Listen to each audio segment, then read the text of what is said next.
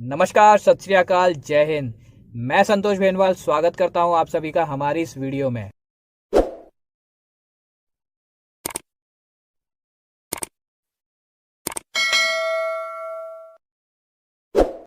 तो जैसा कि आप सभी जानते होंगे कि किसी भी देश या उसके राज्य की प्रगति के लिए सबसे अहम हिस्सा होता है वहां की सड़कें। अगर वहां की सड़कें अच्छी हैं तो उस राज्य या उस देश की प्रगति होना निश्चित है। और हमारी इस वीडियो में हम बात करने वाले हैं देश के सबसे बड़े एक्सप्रेसवे के बारे में, जिसका निर्माण उत्तर प्रदेश में हुआ है। तो चलिए ज्यादा समय बर्बाद ना करते हुए आपको पूर्वांचल एक्सप्रेसवे के निर्माण कार्य के शुरू होने से लेकर खत्म होने तक की कुछ महत्वपूर्ण जानकारियों से अवगत कराते हैं।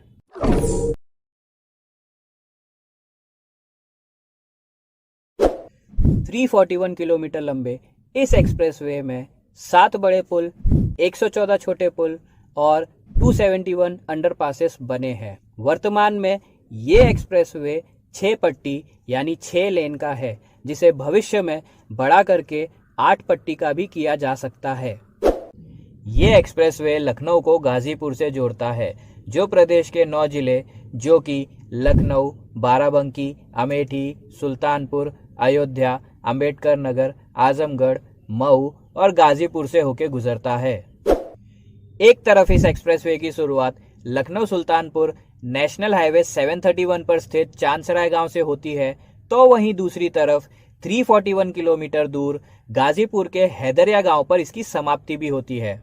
और यूपी का हैदरिया गांव बिहार की सीमा से महज 18 किलोमीटर की दूरी पर स्थित है।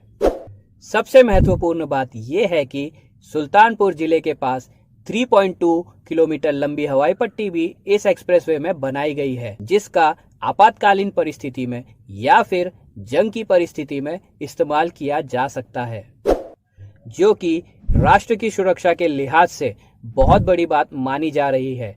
और इसी बात को दर्शाने के लिए भारत के प्रधानमंत्री खुद एयरफोर्स के सबसे ताकतवर विमान सुपर हरक्यूलिस C-130 से इस एक्सप्रेसवे पर उतरे।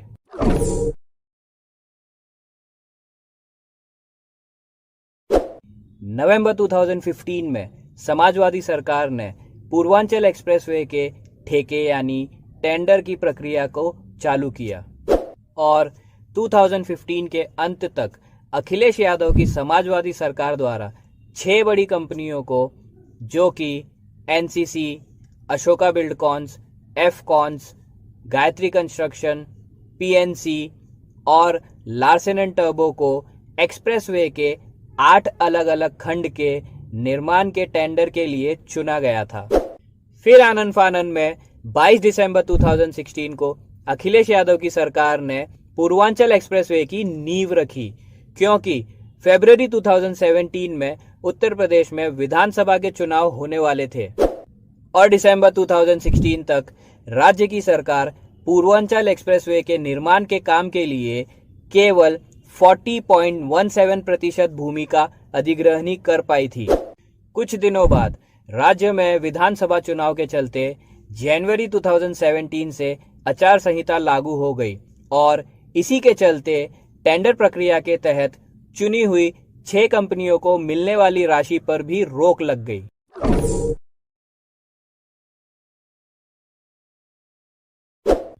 मार्च 2017 में उत्तर प्रदेश में बीजेपी की सरकार बनी और इतने बड़े प्रदेश की जिम्मेदारी योगी आदित्यनाथ को दी गई।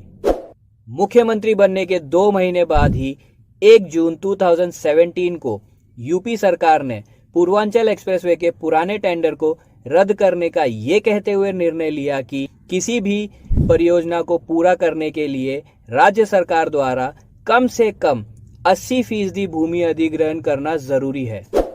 लेकिन फिलहाल उत्तर प्रदेश सरकार के पास एक्सप्रेसवे के निर्माण के लिए केवल 40.17% भूमि ही उपलब्ध है। और साथ ही साथ औद्योगिक विकास मंत्री सतीश महाना द्वारा ये भी कहा गया कि पूर्वांचल एक्सप्रेसवे की निर्माण की प्रक्रिया अब नए सिरे से शुरू होगी, जब 80% तक भूमि का अधिग्रहण राज्य सरकार द्वारा कर लिया जाएगा। टेंडर रद्द होने के महज 2 महीने बाद ही सितंबर 2017 को योगी आदित्यनाथ की राज्य सरकार ने पूर्वांचल एक्सप्रेसवे के निर्माण के लिए लगभग 69.28% भूमि अधिग्रहण का कार्य पूरा कर लिया था और 10 जुलाई 2018 तक राज्य सरकार ने लगभग 92% भूमि अधिग्रहित कर ली थी। तो वहीं दूसरी तरफ इसके 4 दिन बाद 14 जुलाई 2018 को पूर्वांचल एक्सप्रेसवे का शिलान्यास प्रधानमंत्री श्री नरेंद्र मोदी जी ने आजमगढ़ से किया। जून 2020 तक उत्तर प्रदेश की सरकार ने पूर्वांचल एक्सप्रेसवे के निर्माण के लिए 100% भूमि का अधिग्रहण कर लिया था और साथ ही साथ एक्सप्रेसवे का निर्माण कार्य लगभग 70% तक पूरा हो चुका था। लगभग 22,500 करोड़ की लागत से 15 नवंबर 2021 तक महज 40 महीने में पूर्वांचल एक्सप्रेसवे का निर्माण कार्य पूरा हुआ, जिसमें 1.5 साल का कोरोना काल भी शामिल है। और 16 नवंबर 2021 को प्रधानमंत्री श्री नरेंद्र मोदी ने बड़े अनोखे अंदाज में सुल्तानपुर जिले के पास 3.2 किलोमीटर लंबी पूर्वांचल एक्सप्रेसवे की हवाई पट्टी पर वायुसेना के सबसे ताकतवर विमान सुपर हरक्यूलिस C-130 से उतरकर एक्सप्रेसवे का उद्घाटन किया।